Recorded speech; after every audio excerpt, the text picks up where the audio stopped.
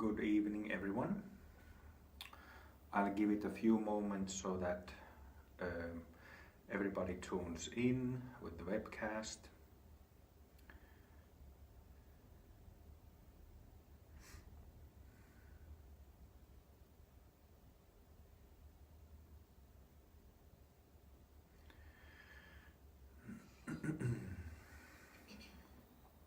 So in January, February time, I was teaching on Tuesdays. I was teaching on knowing awareness and the empty nature of it, and also the empty nature of phenomena. And I was thinking of taking another very central topic for the following Tuesdays, including this one, starting on Bodhicitta, which is of course the heart and soul of Mahayana and Vajrayana Buddhism. So Bodhicitta literally means enlightenment or awakening, and citta, mind or heart. So you can translate Bodhicitta as heart of enlightenment or mind of enlightenment, or actually heart-mind of enlightenment. Maybe even enlightened heart, enlightened mind. And this of course is Buddha nature itself. So we can look at Bodhicitta from two different points of view, and those are of course absolute point of view and relative point of view. Absolute point of view meaning like that mind or heart of enlightenment, it means Buddha nature, our wakeful awareness as it is. And also this Buddha nature, this wakeful awareness that is shared by all sentient beings. So that is the absolute perspective. The relative perspective is that from samsara, from being unfinished, incomplete, as confused entities, like we all are. So usually when talking about Bodhicitta practice, it refers to practice of compassion related to the heart, like our physical heart space, and also compassion, generating compassion or feeling compassion towards other sentient beings. So maybe it is, or to me at least, it has been essential to really contemplate samsara, so that this contemplation of samsara or cyclical existence brings out this feeling of compassion, altruism towards other people and towards other beings that are caught in the samsaric wheel and are being transmigrated in 6 realms, 6 samsaric realms, as Buddhism teaches.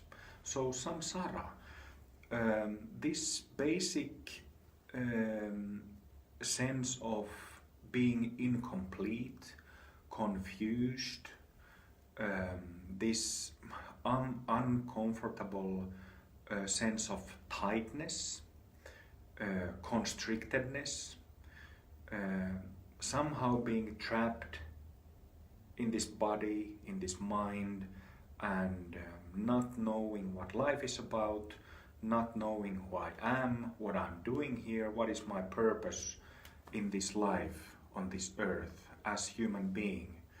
So this is samsara. And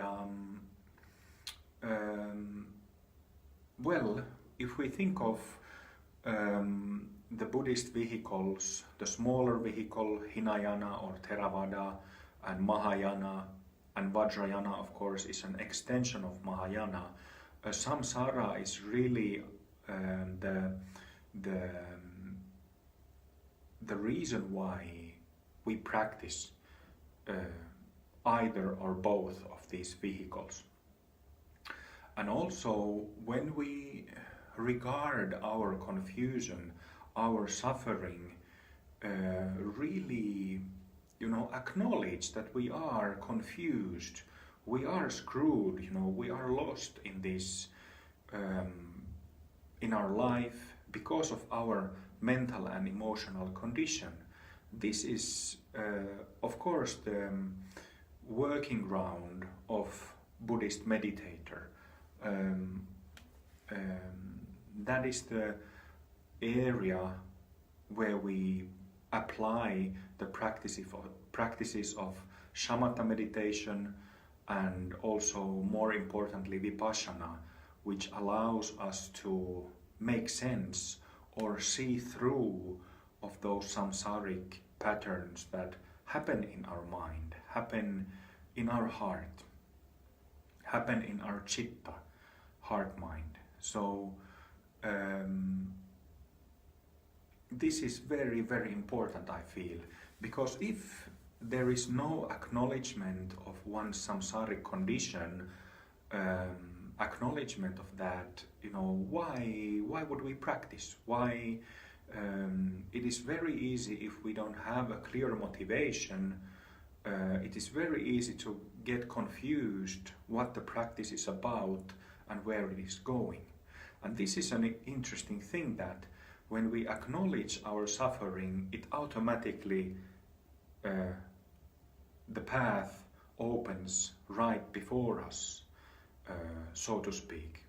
On the other hand, if we don't acknowledge our samsaric state, we just maybe think of dharma, maybe think of yoga practice in a very superficial way, maybe in a way that we might do meditation to better our sleep, or calm our mind, or gain more ability to be concentrated for the purpose of our worldly work, or something like this. It is kind of fine, or to practice meditation to increase our happiness.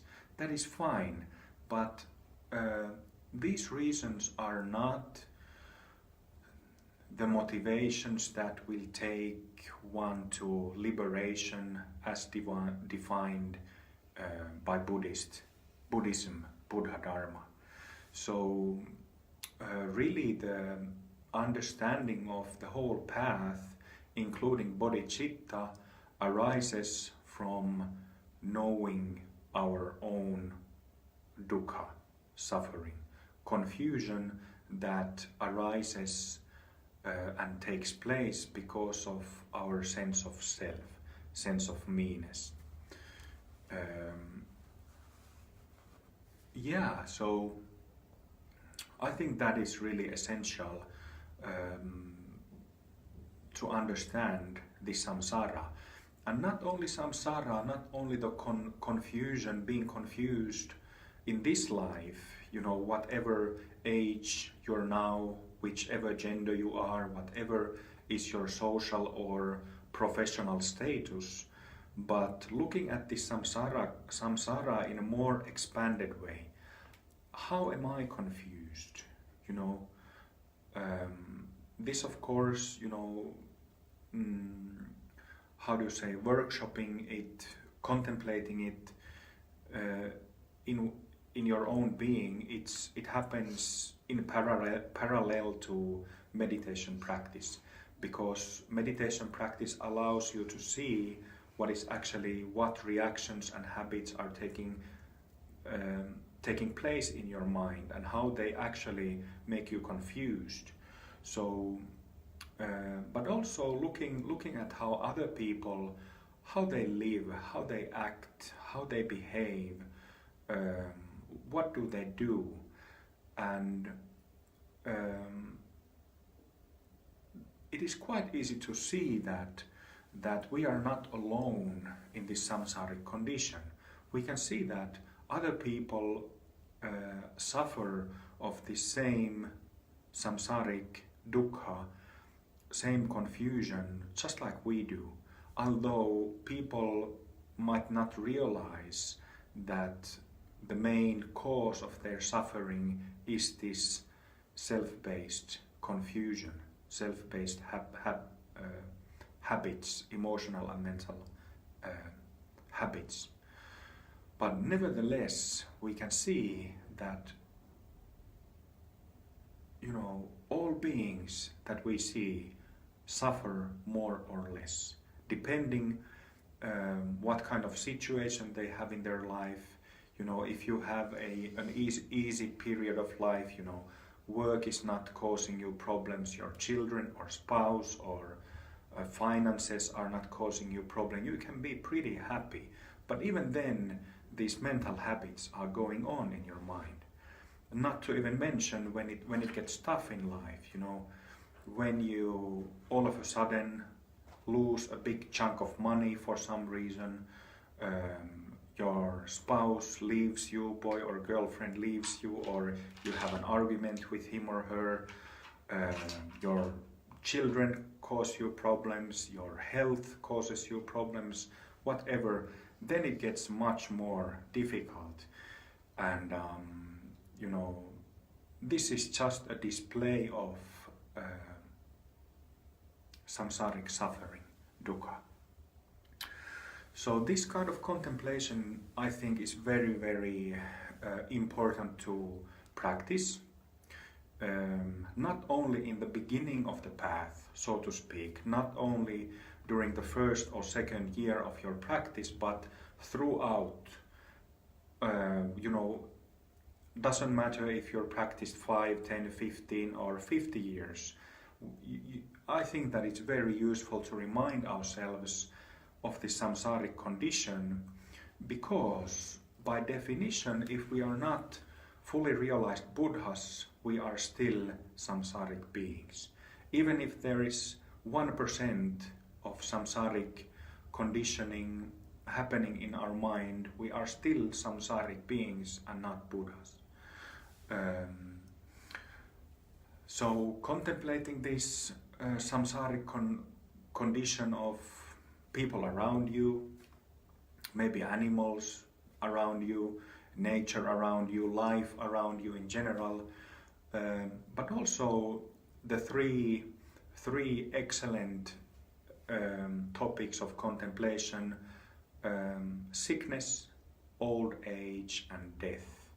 You know, these three classic pointers of impermanence that you know, contemplating sickness, old age and death, these three possibilities that can happen to you, these can reveal your samsaric patterns of your mind, some mental, emotional stresses. So, and it is like this, these three classic contemplations are valid for everyone. So I'm just mentioning this as a way to regard and acknowledge our samsaric condition. So bodhicitta, back to bodhicitta, heart mind of enlightenment. Mahayana Buddhism talks a lot about this compassionate motivation, where we don't only practice for our own sake. We don't practice only to put an end to our personal suffering, but also practice and share our merit, share our practice with all sentient beings caught in the wheel of samsara. So Mahayana Buddhism, Mahayana Buddhist masters really push on this essential motivation. Why?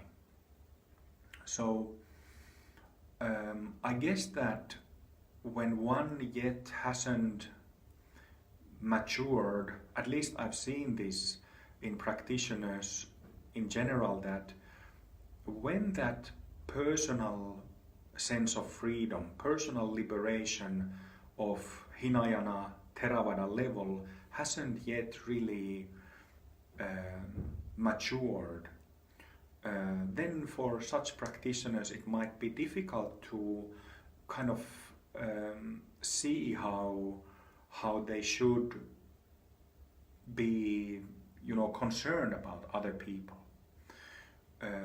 And well, I guess it's logical because the practice is still in a bit immature stage.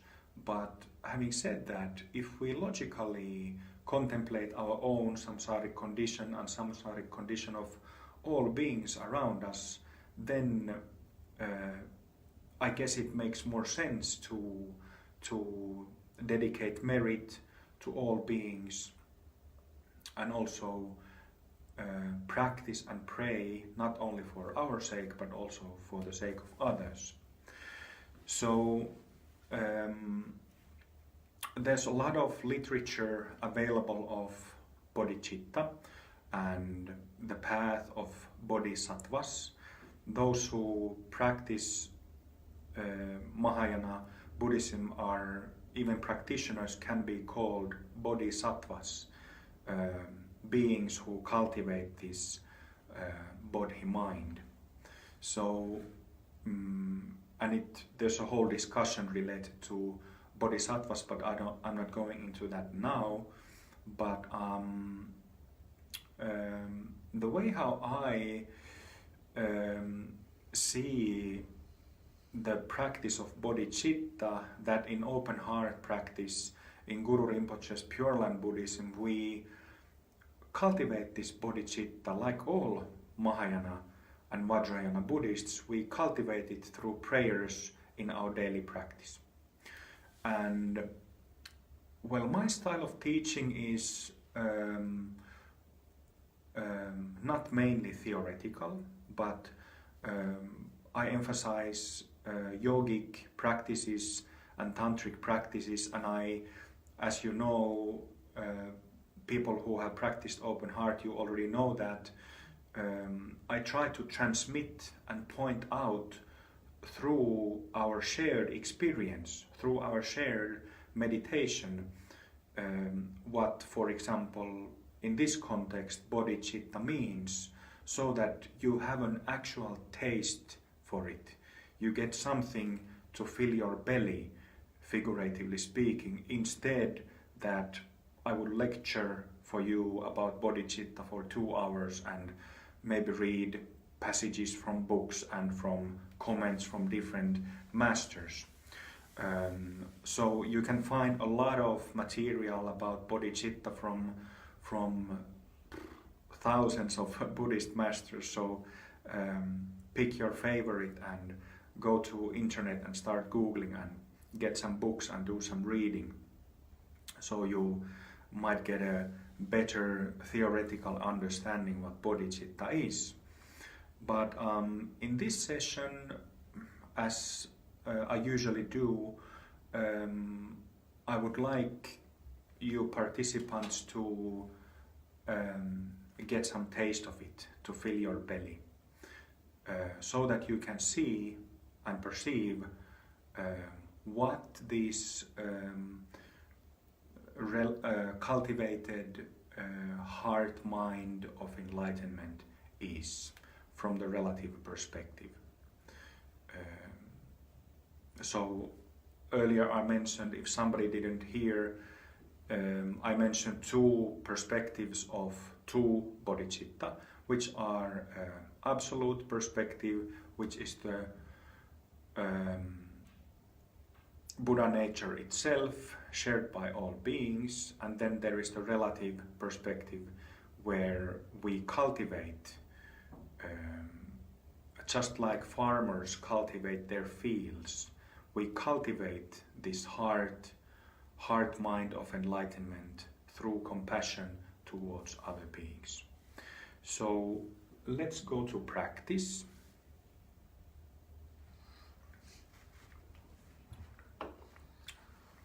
At this point, oh yeah, maybe I will continue a little bit before practice. So I have titled this session with a certain kind of money mantra. So there are many different kinds of Bodhicitta meditations, and tantric version of Bodhicitta meditation is to say the mantra of Avalokitesvara or Chenrezig in Tibetan, which is the Buddha or Bodhisattva of compassion. If you are not familiar with what Buddha and Bodhisattva means, they simply mean, you know, at this moment we are in samsaric condition. So we have samsaric confused archetypes of our mind. Samsaric archetypes. But then they are liberated archetypes, which are Buddhas and Bodhisattvas. So these Buddhas and Bodhisattvas, these, for example, enlightened compassion, in the case of Avalokitesvara, we can cultivate it through mantras. And Avalokitesvara literally means a Lord or God, maybe not God, that's not good, but Lord who hears the cries from those who are below. So, Lord who hears the cries of those who suffer, Avalokitesvara. And the mantra of Avalokitesvara is the very common money mantra, which goes Om Mani Padme Hum. Om Mani Padme Hum.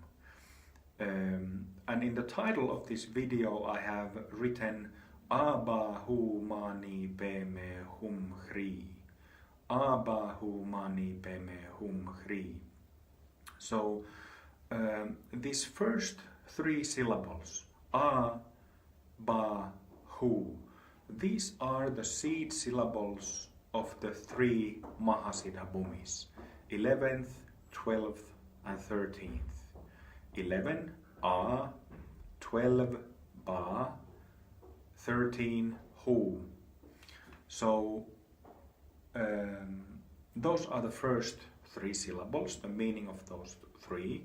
Then there is Mani Padme, which literally means a jewel lotus, which are, well, I guess I can say that they are the code words for Avalokitesvara, code words for this Buddha of compassion.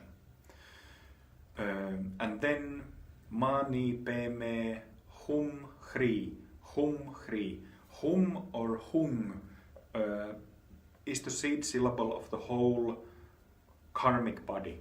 So when especially if we have received an empowerment, tantric empowerment of Hum mantra, it has a tremendous power to clean our samsaric mind, samsaric traits that are stored in the energetic body. And Hri is the, well, you can look at Hri in different ways, but Hri is very heart-related syllable. It reveals this soft, warm, loving, compassionate aspect of our true mind or Buddha nature. So when we say Hum Hri, it is like an interesting formula of two mantric syllables that cause a charge or a vibration from whole of our aura, Hum, in connection to our heart. Hum Hri, Hum Hri. So when we have this mantric formula, Abahu Mani Padme Hum Hri, Abahu, There is the first stage of Buddhahood relating to the 11th Bhumi. There is the second stage of Buddhahood that refers to the small rainbow body.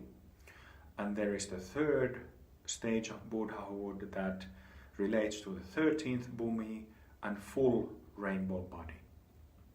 So in the beginning of the mantra we cultivate this A, Ba, Hu vibration, which actually what happens there is that I understand this can be very, very technical for those who are not familiar with tantric technology, but so what happens with A, Ba, Hu is that you bring the vibration of these three Mahasiddha Bhumis from high above your head into your body space, simply by saying those three syllables.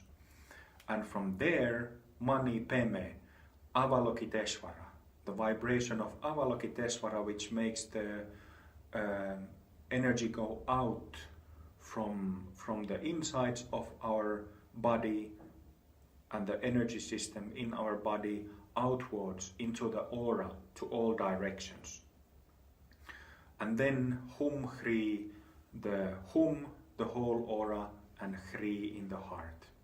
So I'm sorry if there is somebody who gets allergy from technical details, but this is like an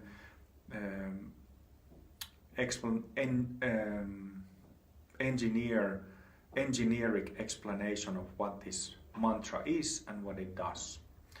And if you're not familiar with Bhumis, I would recommend to read my second book, What's Next on Post-Awakening Practice. That is available for free at the website. So, but those of you who already know about Bhumis and Mahasiddha Bhumis probably can already understand that this is a very, very special mantra. And those of you who have received an empowerment to open heart yoga, you already have Avalokitesvara empowerment there. So you don't really need like an additional empowerment for it. But if there is somebody in this session who hasn't received open heart yoga empowerment, you can just do the next practice with me and you will get it. Also those three Mahasiddha Bhumis, Abahu syllables, you will get the alignment in your own energy system with those Bhumis. So take a good sitting posture.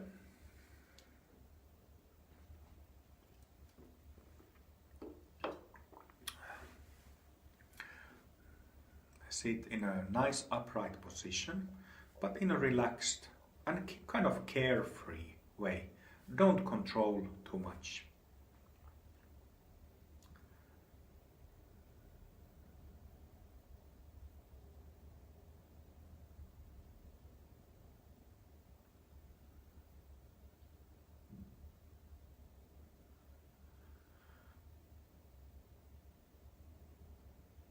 Let go of the muscle tensions in the body. Let go of holding of muscle tensions.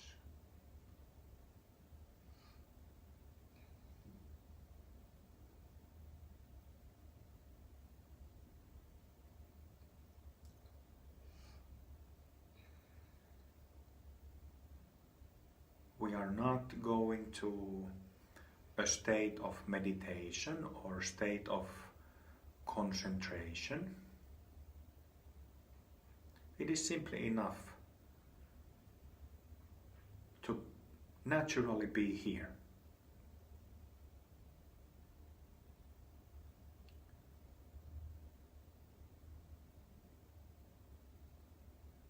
If you have thoughts, that is totally fine. Just let the thoughts come as they come, stay as long as they stay, and go as they go.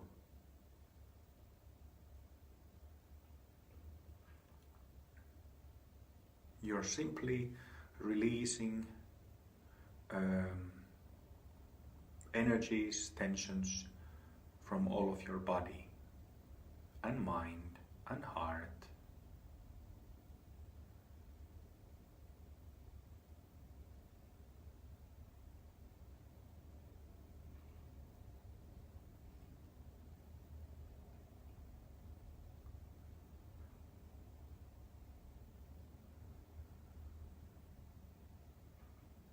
Releasing means that you let the energies flow freely.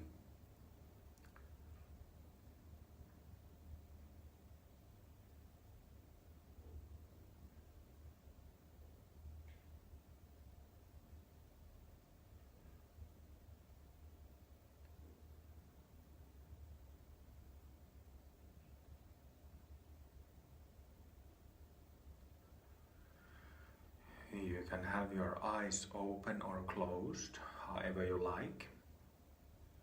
If you're not familiar with tantric practice, I would recommend keeping eyes closed so that you can better feel sensations. Tantric practice is all about working with energetic sensations, energies.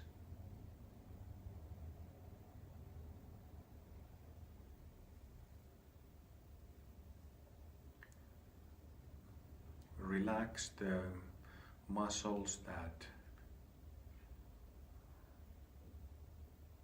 are connected with breathing.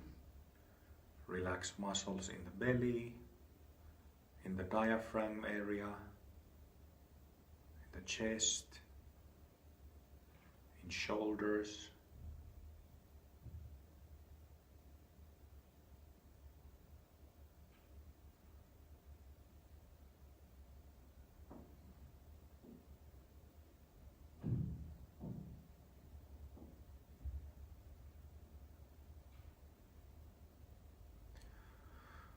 Also release tensions in the middle and inside of the chest.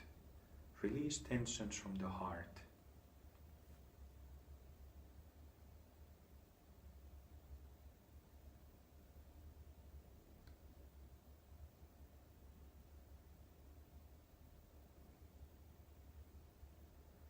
Also release tensions from the area of mouth and jaws.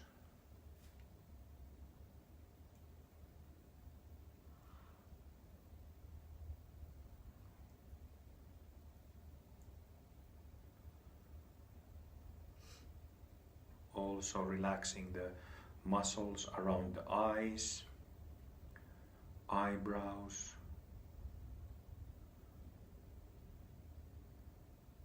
and also releasing tensions from the brain, both hemispheres, from the forehead to the back of the head.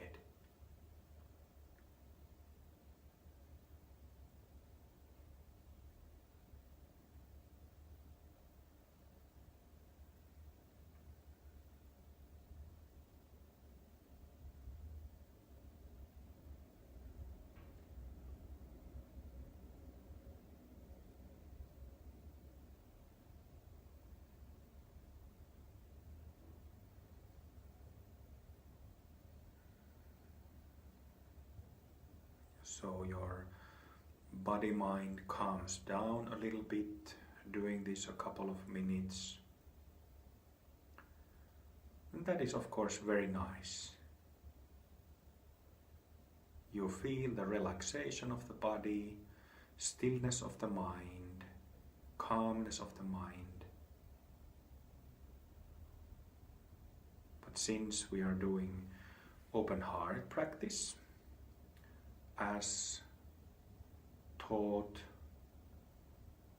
by the great tantric master Guru Padmasambhava, we also need to find the basis the most fundamental perspective for our practice, and that is knowing awareness. So when you feel that relaxation and comfortable, nice heaviness of the body, there is this basic knowing of the relaxation of the body.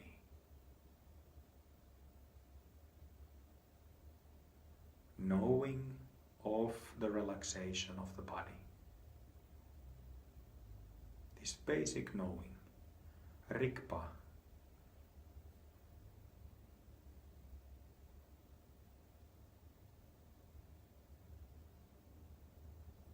Or when we feel the stillness, calmness of the mind, this nice calmness, the thoughts have kind of went to the periphery in our mind. We are not having as much thoughts as before the exercise. And also there is the basic knowing of calmness of mind.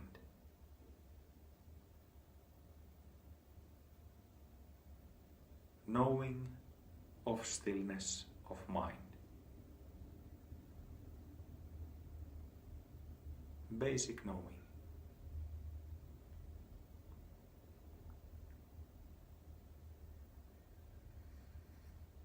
In January and February I was teaching on this knowing awareness for 4 sessions that you can find those recordings from YouTube, so won't go into more detail about knowing in this session. But I certainly recommend checking those recordings if you didn't join them in live.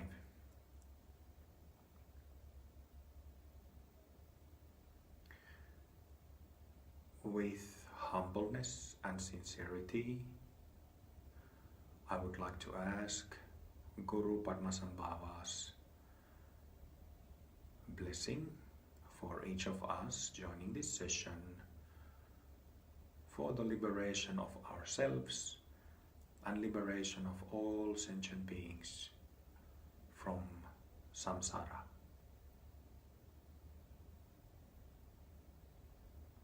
Namo Guru Rinpoche, Namo Guru Rinpoche, Namo Guru Rinpoche.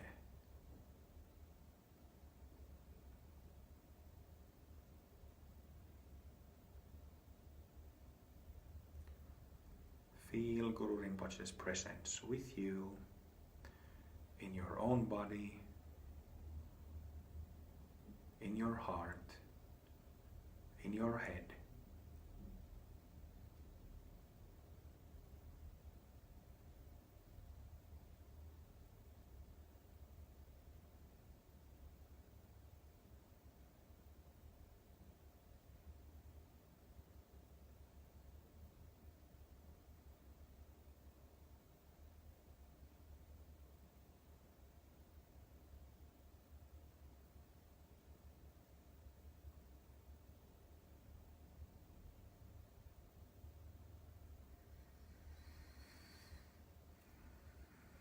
And then I will chant you the Abahu Mani mantra a few times.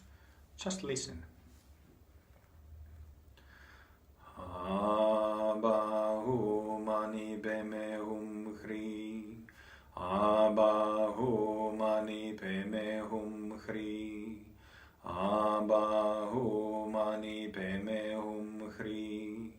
Abahu Mani PEME Hum Hri. Abahu Mani PEME Hum Hri. Abahu Mani PEME Hum Hri. Abahu Mani PEME Hum Hri. Abahu Mani PEME Hum Hri.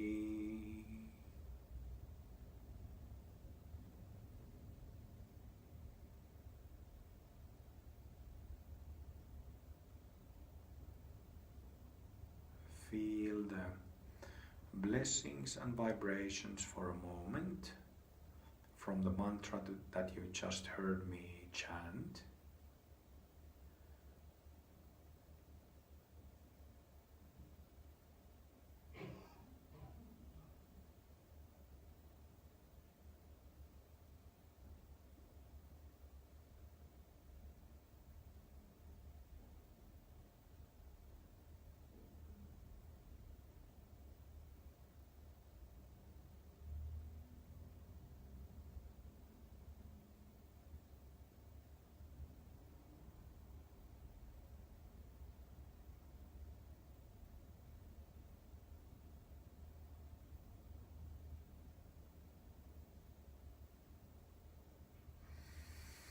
And then let's chant together. If I change the rhythm of the chanting, please change with me. I might go a little bit faster than what I just chanted. Just chant with being focused on those syllables that you're chanting, and if you can chant aloud, please do so. If you only can chant silently, that is fine as well. Enjoy the chanting. Abahu mani peme hum hri, abahu mani peme hum hri, bahu mani peme hum hri, abahu mani peme hum hri, bahu mani peme hum hri, abahu mani peme hum hri, abahu mani peme hum hri, abahu mani peme hum hri, abahu mani hum hri, abahu mani peme hum hri, abahu mani hum hri, abahu mani peme hum hri, abahu mani peme hri, abahu mani peme hum hri, abahu mani peme hri, abahu mani peme hum hri, abahu mani peme hum hri, bahu mani peme hum hri, abahu mani peme hum hri, abahu mani peme hum hri, abahu mani peme hum hri, abahu mani hum hri, abahu mani peme hum hri, abahu mani hum hri, abahu mani peme hum hri, abahu mani peme hri, abahu mani peme hum hri, abahu mani hum hri, abahu mani peme hum hri, abahu mani peme hri, abahu mani peme hum hri, abahu mani hum hri, abahu mani peme hum hri, abahu mani peme hri, abahu mani peme hum hri, abahu mani peme hri, abahu mani peme hum hri,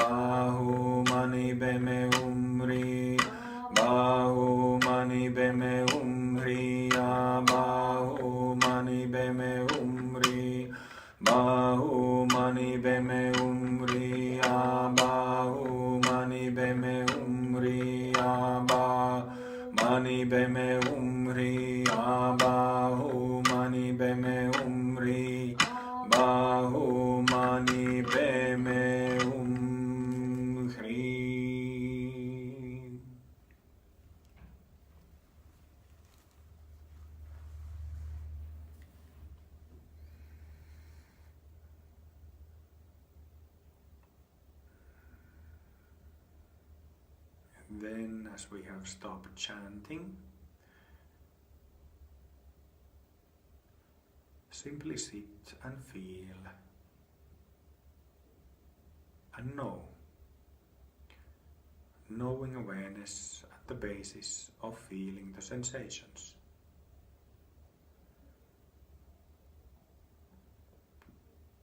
Feeling what happens inside your body, how it feels inside your body, what happens, how it feels in your personal energy field, in your aura, and also how does the space outside your aura feel like due to this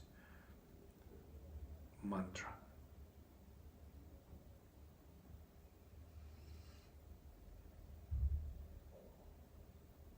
Just being completely open on a cellular level, just taking it all in.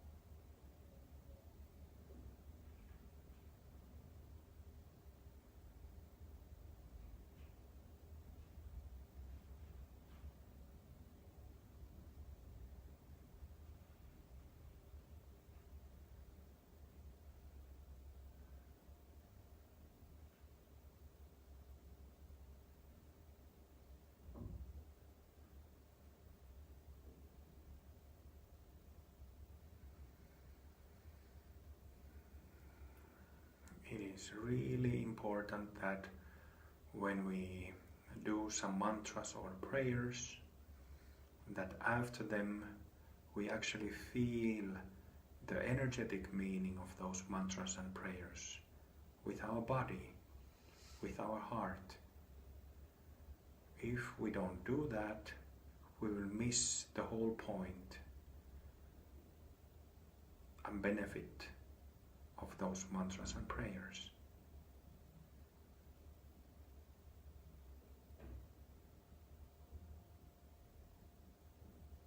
So it is important simply to feel, simply to be tuned into those vibrations that we generate with the mantra repetition. Simply feel it with our body, heart, head, with our whole being. This is Tantric Yoga.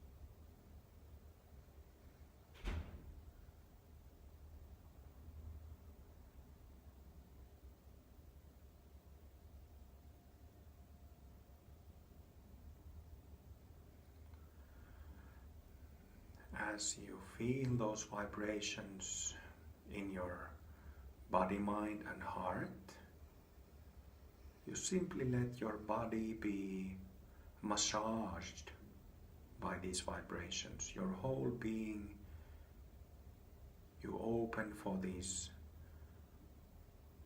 blessings of Avalokitesvara, Buddha of compassion. You open for it completely. Just like opening up in the summer when relaxing, taking in the light and warmth of the sun on the beach, or when enjoying a hot bath and taking in the warmth of the water into one's body. Same way, taking in Avalokitesvara, taking in yourself as a fully enlightened Buddha because of the Abahu syllables.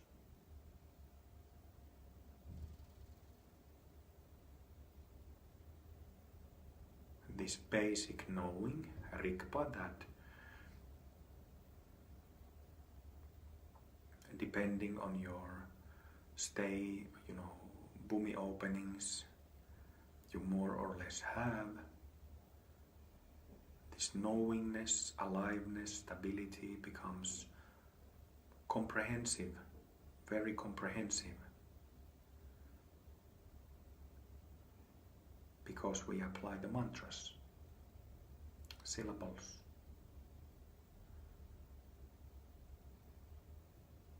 Ourselves as Buddhas becomes revealed in a very effective way.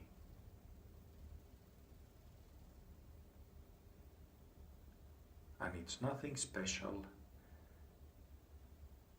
It's being in this soft clarity,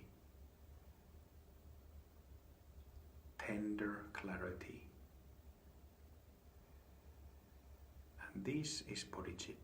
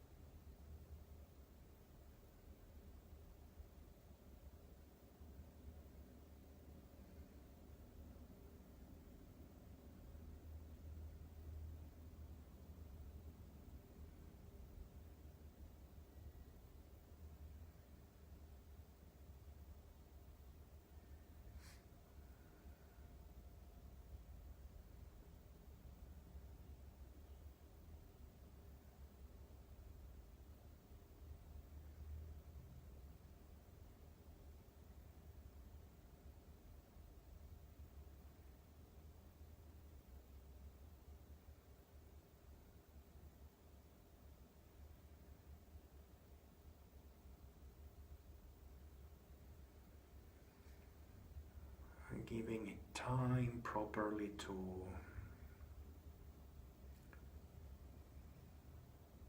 giving it proper time.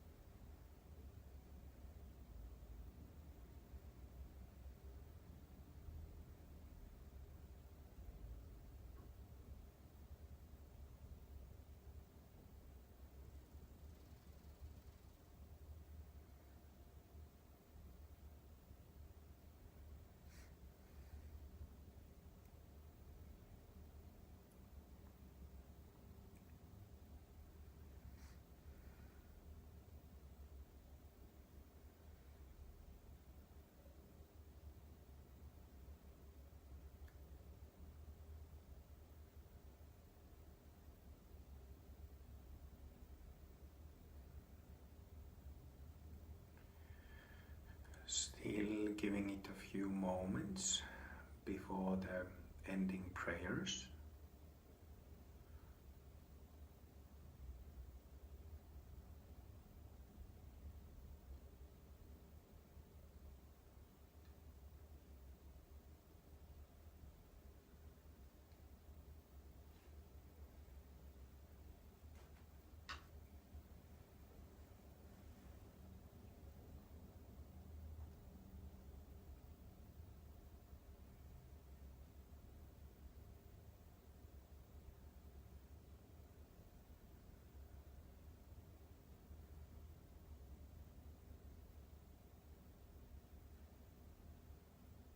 Feeling this soft clarity in your body, in different parts of your body, from head to toe.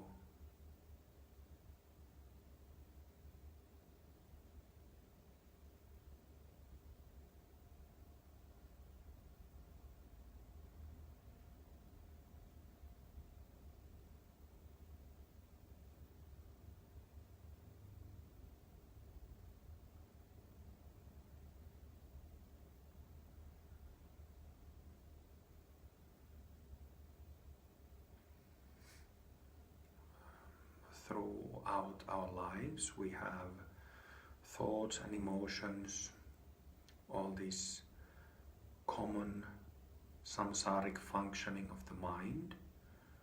But if I ask you if this warm clarity of Avalokitesvara, yourself as a wakeful being, wakeful awareness, if it's familiar to you, I'm pretty sure all of you answer that, yes, it is familiar. Although this experience through tantric mantra enhances this warmth and clarity, ourselves, our sense of being our real versions of ourselves. Although it gets enhanced, it feels familiar because it is us.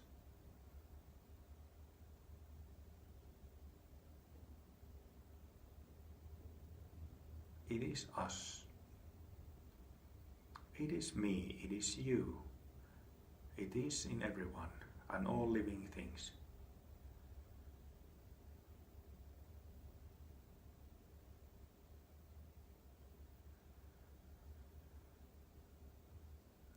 Let's finish with the 5 refuges, Bodhicitta and dedication of merit. If you don't know what these prayers are, you can open the openheart.fi website, go to the English version of the site, and then find Open Heart info and introduction practice instructions. You can find these prayers at the lower part of the page. I take refuge in the Guru. I take refuge in his pure land. I take refuge in the Buddha. I take refuge in the Dharma. I take refuge in the Sangha. I take refuge in the Guru. I take refuge in his pure land. I take refuge in the Buddha.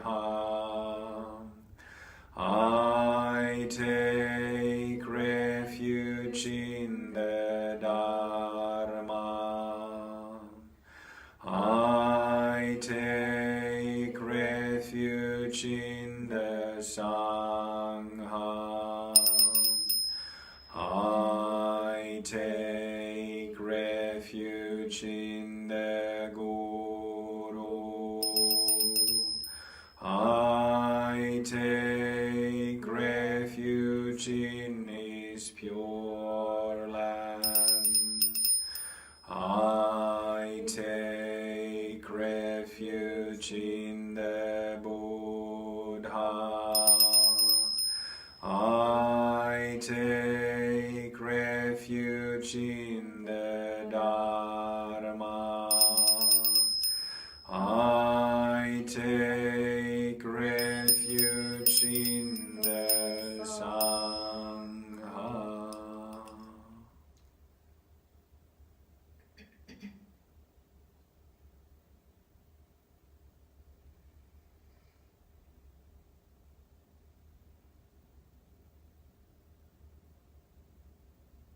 All ways of the mantras and prayers.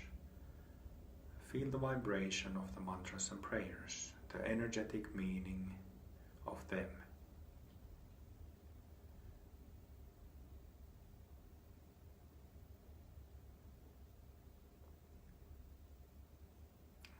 Then the absolute version of the refuge. I am the Guru. I'm in the Pure Land. I am the Buddha. I am the Dharma. I am the Sangha.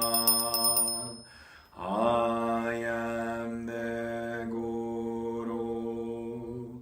I'm in the Pure Land. I am the Buddha. I am the Dharma. I am the Sangha. I am the Guru. I'm in the Pure Land. I am the Buddha. I am the Dharma. I am the Sangha.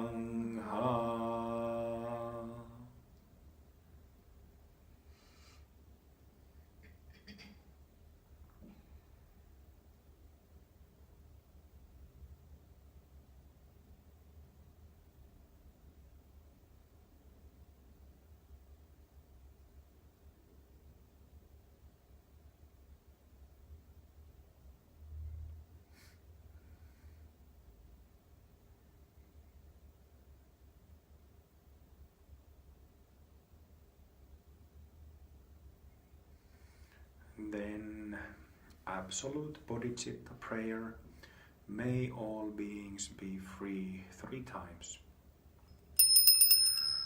May all beings be free. May all beings be free. May all beings be free.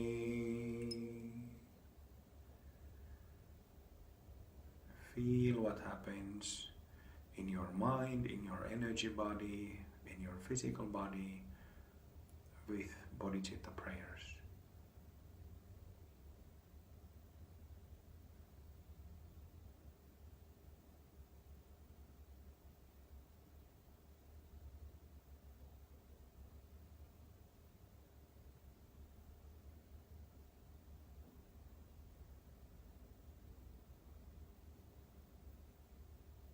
So that was the relative Bodhicitta, not absolute. The absolute Bodhicitta is all beings are free. 3 times. All beings are free. All beings are free. of free.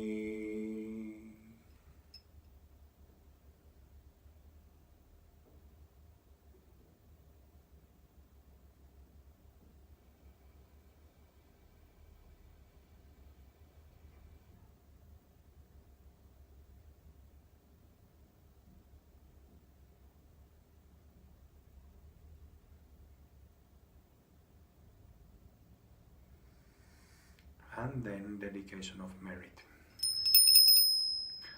May all beings receive my accumulated merit.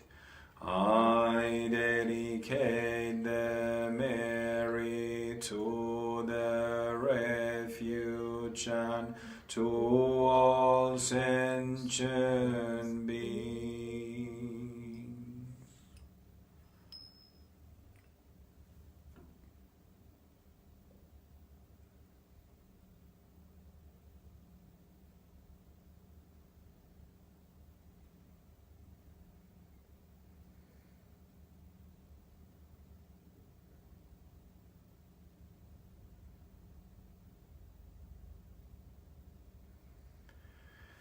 Then join your hands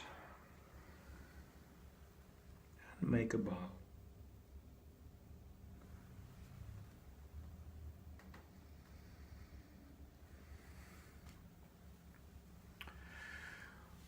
All right.